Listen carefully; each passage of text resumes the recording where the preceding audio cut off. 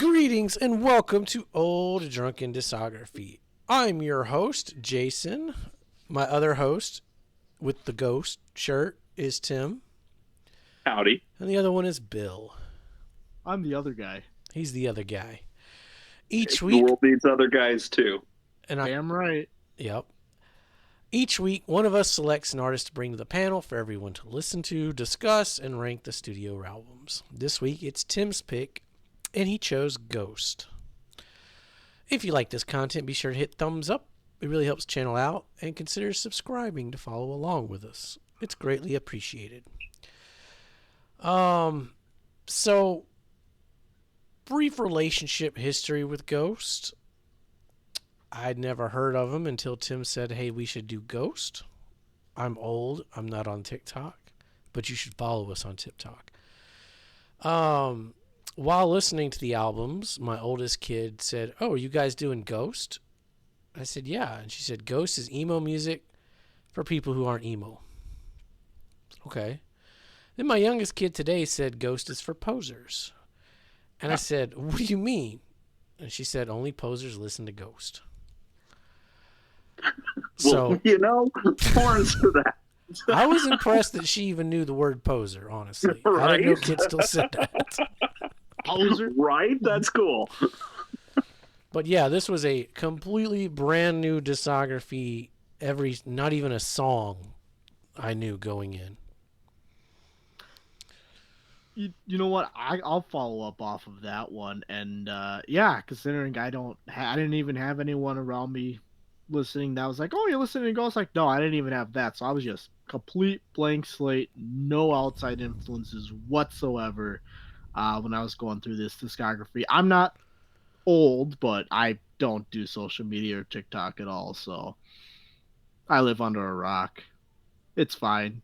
Go back and watch prior videos and you'll see how much of a rock I live under. Yeah.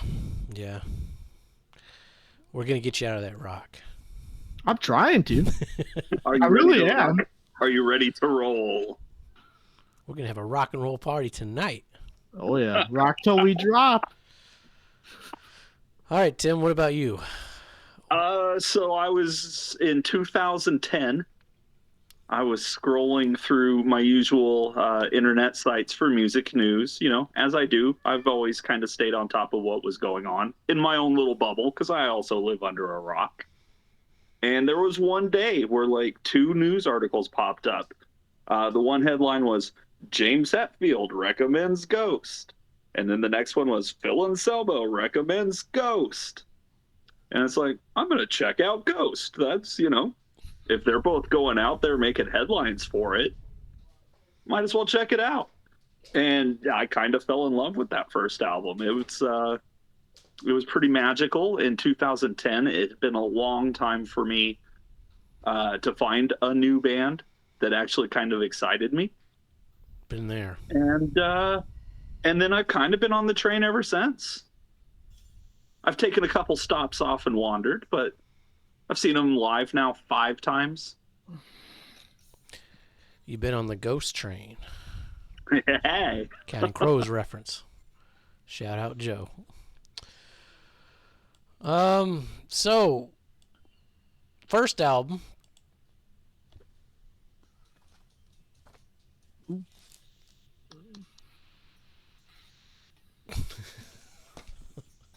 So yeah, great riffs, great melodies on the vocals. The production sounds really crisp and clean, but also has a real warmth to it that is very evocative of the late 70s, early 80s. It definitely sets a vibe. My biggest complaint would be that it begins and ends with instrumentals, but I don't even need to go song by song because they're all just absolute bangers. I think every single one of these songs is super fun, great riffs, great production, great arrangements, just a real fun old school metal album for 2010. I love it. I still listen to it a lot. There is kind of a theme where we'll get more into it as the albums go, because the theme kind of progressed as the story went in the very beginning. No one thought this was going to catch on at all. And so, yeah, there, all the songs are about Satan, which is hilarious. What's more metal than that, right? And this whole album is they're waiting for the arrival of the son of the devil. And that's why the last song is called Genesis, because that's actually where the Papas arrive. Even though the whole thing is Papa 1, of course. Yeah, I was about to say you confused me there because I thought his name was Papa. They're all Papas. Genesis is like when Satan gets here, right? Right. Because the album is about Satan's conception. Satan conceiving the Antichrist. Yeah. And then as we go along in the albums, that story evolves. But there's like a basic, Ritual. What a fun chorus where they're, giving us some human sacrifices. And The Night of the Witch with Stand By Him, which technically was the first Ghost song they wrote. Elizabeth being the first one that they released. Fun album. Mm-hmm. I like it a lot. I got this rad vinyl variant too, where it's like halvesies. I like it when they do that. Blue. Yeah, that's pretty cool. I like it when it matches the color. Yeah, transparent blue and then a solid white. Pretty rad pressing. It does not have the bonus track though. When I originally heard this album in 2010, there were a number of different ways to find Japanese bonus tracks in America in 2010. Yeah. And I did not mention the bonus track from this album is a fantastic cover of the Beatles classic "Here Comes the Sun," which also plays into the if you get the pun in the words, it's the son of the Antichrist. And because they turn the whole song into a minor key, and then it's fun. It's That's interesting. Yeah, I didn't think of that. I did listen to the cover. It was interesting. I'll get into that. Okay. Let's see. I didn't listen to the cover because the one I listened to only had the 9 core tracks. Sure. Right. Yeah, it's pretty hard to find, especially now. But if you can find it, you should check it out. It's on YouTube. So, all the imagery of making this sheet, the names of the songs, I'm thinking we're going into like some Slayer type shit. Like something, I was not expecting Ghost. Ghost took me by surprise. The opening, I liked it. It was an instrumental, but it kind of feels like it's setting some shit up. Sets the mood for sure. I'm gonna fuck every one of these titles up as we go along. But Conclave con Dio. Yeah, it started out sounding a little Tool with the intro, but quickly turned into something different. The opening lines of the discography are, "Lucifer, we are here for your praise, evil one." It's a solid 5. It sums up everything they are doing on this record nicely, and even the following records. The career, even. Yeah, I'd say that's definitely their career. That's like a propaganda level of, like, we're telling you what we're about. Ritual, that riff sounded really familiar. I'm not sure if I'm liking the vocals yet. I don't hate them, but I need to warm up to them for sure. Almost sounds like it should be in a B-horror movie from the 80s, which is a plus maybe like for sure. Salem's Lot? Well, mine was The Gate. Like, that's like, sure. You guys remember The Gate? Like, this is some shit Terry would have had on vinyl from The Gate. Elizabeth, very alkaline trio Sadie in the lyrical department and delivery. Potential top song contender. The riffs and the solos were top notch. I liked the lyrical content. It wasn't just, well, it kind of was, but it wasn't. It was a departure from their their theme for a little bit. Stand By 'Em, a lot more poppier and catchier than I was expecting. It does do some cool shit with the organ and guitars during the musical sections. Satan Prayer, again, it was poppier than I was expecting going in, based on the song titles, album cover, and imagery. Very pop rock. The lyrics were hilarious, though. I see what you did there. Death Knell had some good harmonies going on. Prime Mover was probably my favorite on the album. And Genesis was a good closing track. It's not their best, but for an instrumental, it does feel like a closing track, you know. And I checked out Here Comes the Sun. It was pretty good. Taking that song, putting it in a minor key is interesting. We'll get to the Beatles at some point, but there's like some bitterness or irony in George's vocals in that song that just can't be replicated.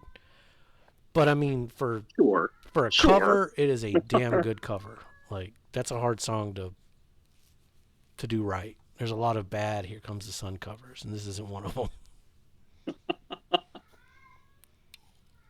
Right? I mean, that song's been covered to death. So if you're going to do it in 2010, you might as well put some sort of spin on it. Yeah, Pumpkin's in there trying to call Satan now, if you can hear him. Should have saved it for Halloween. Yeah. All right, Bill, what did you think of Opus Eponymous? So, Hippopotamus. Obviously, Discography, recommended by Tim. So, when Deus Culpa started playing with an organ, I'm like, oh shit, where the hell is the guitar drop coming in here? Because it's coming. It didn't come, but that's okay. It's actually an instrumental as an opening. It's an interesting decision for a band to make. Especially on the first album. Yep, first time, and we were talking about this with vinyl beforehand, you know, before we start recording here. Like, you can't skip it when you're listening on a vinyl either, which in 2010 that probably isn't as big of a concern. But I don't think you need to skip this one. Like, this is one that it's short enough where it like but it's not like it's not a 4-minute 51-second instrumental or anything like that. It's not a COC instrumental. Nope. And it honestly it works for an opener. Which Conclave con Dio, I'll say this, for like the actual opening song, you know, following the instrumental, it was a phenomenal opening song, you know, following that instrumental actually. Jason already read the opening lines, and actually I love the opening lines to this song, and what they were doing with it.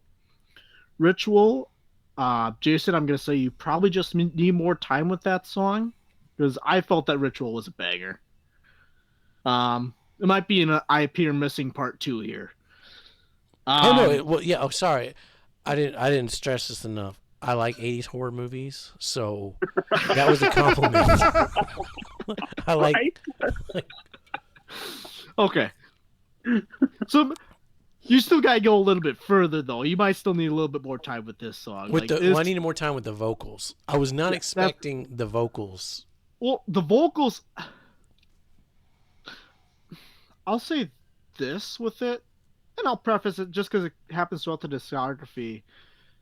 I like how in Ritual, the vocals change, right? You have the main verse, the chorus, then you have that kind of bridge where it's the play on the Our Father prayer. Right. Prayer, which where it gets a little like growly. Yeah. Like, Our Father who art not in heaven, unhallowed be thy name. Who art in hell, unhallowed be thy name. Like, I thought how they did that. I mean, it's not the first time a band has done a play on it. Right. But I felt like it worked very well inside of that song. Top song contender, by the way. No, so it's not Elizabeth, it'd be Elizabeth? Correct. Okay. It's about Elizabeth Bathory, the Blood Countess of Hungary, who Yeah. was in like the 1600s, 1500s, was convicted for murdering a bunch of village girls to bathe in their blood so she could keep her beauty. Yeah. Seems legit. Yeah, That's a true top story. competition. Look it up. It's pretty I'll say interesting stuff. this. My only gripe about that song is it comes after Ritual. That is my biggest gripe about it.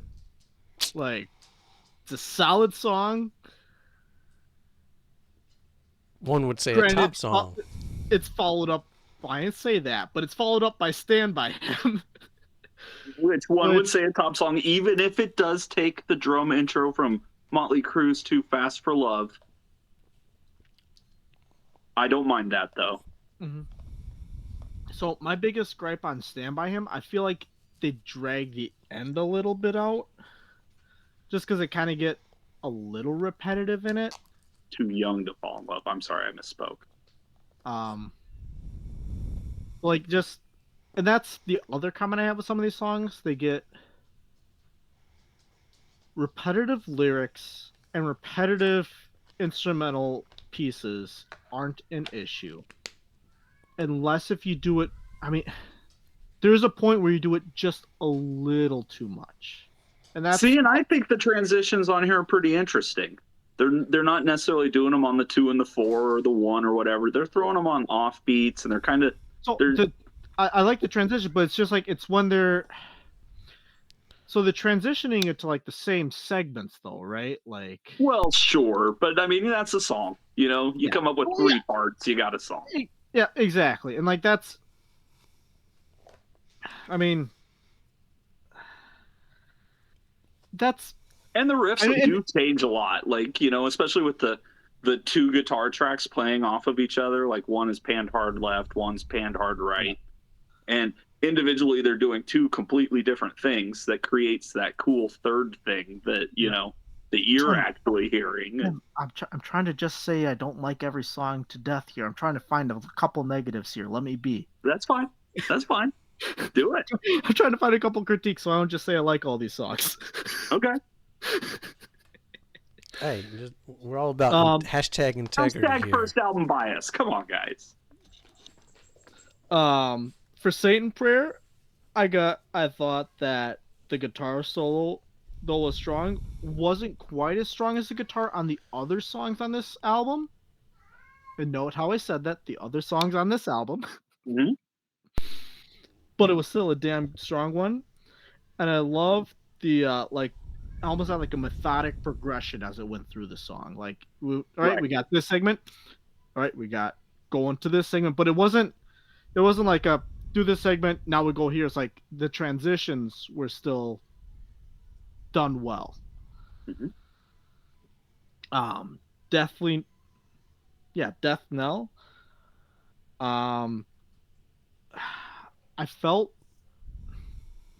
for this one, I felt like it was they made it with kind of the leftover parts from Satan Prayer at times, just because it felt there were parts that felt like it was, and I get it's the same band, like don't misconstrue that. I felt like okay, it's just all right. These are the parts that we didn't want to put into Satan Prayer, so now we're gonna make Death Knell with those.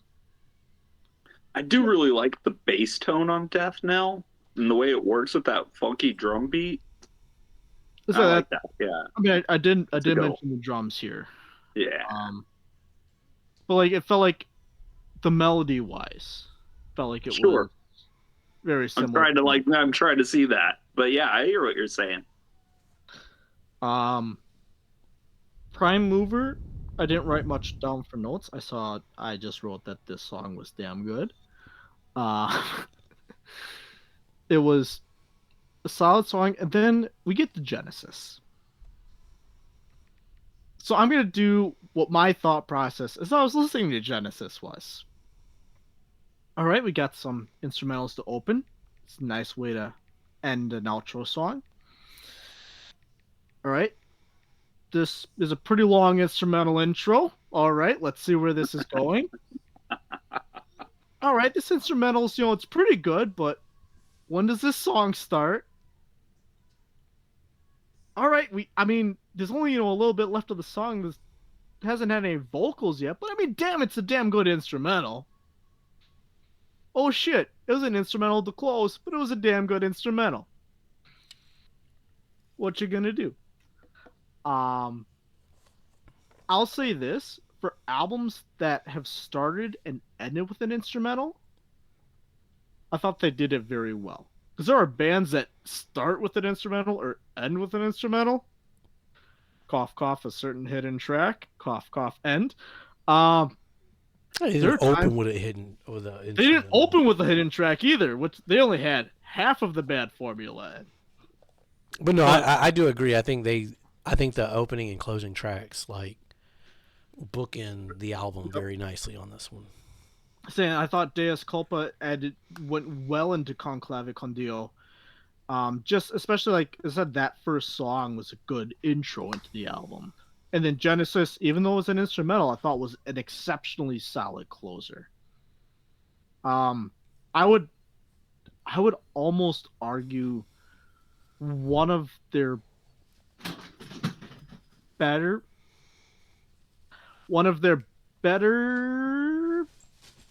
to probably their second best opening closing pair here in this album. Yeah, I can see that. There's one that I think has a better opening closing pair, and that's for a reason we'll get to in a later episode. I never pay attention to pairs. I always just go for the openings and go for the closings. I never look at. See, I like to take it as like the whole album, and I didn't get to spend as much time with the lyrics on this discography as I would like to at times. Just because I got busy with some other stuff here in life, but there's a lot of stuff I really liked here, going through.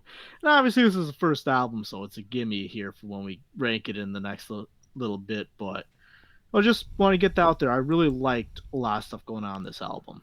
And when I say the negatives, as I whispered over to Tim here a little bit ago, I was nitpicking to not just say that I liked every song. I mean, if you like every song, you like every song. That's just I like every song. Top song contenders all around. It automatically goes number 1 because it's the only one we've talked about. The color code. We'll tell all. We'll tell all. Make sure you like and subscribe. Stick around. Every day there'll be a new video talking about a new album. We're going to cover some EPs as well. And at the end, we'll give our color code, and that will tell all. Oh, this one's missing the new color on it. Shoot. Nickelback brown, but I don't... Stay tuned next episode. It'll magically appear. All right. Anything else? Anybody got anything to add about the Opus, or... I think we're good. I mean... Jason, how do you say the title? Opus Eponymous. I'm gonna mispronounce everything on purpose tonight, just so you can't tell Eponymous, of course, being the first, and Opus being an opus. Yeah, well, I assumed it was an opus because it's 3. And Eponymous is the first. Well, you saying you're not well versed in your Latin, Jason? No. But I am about to bathe in a cat's blood. He is on one tonight, so. No animals were harmed in the making of this episode of Old Drunken Discography? No. Subscribe to our Patreon for bonus content for all the animal cruelty. And child's minds were warped here, though. We definitely did that. On a serious note, no one was harmed and no animal was harmed in the making of this video or subsequent videos. Right. Any suggestions are purely for comedic content purposes. Right.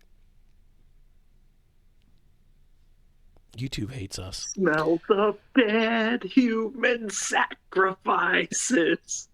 Be safe. Make good decisions. Don't hurt your pets. Come here, you little shit. Here comes the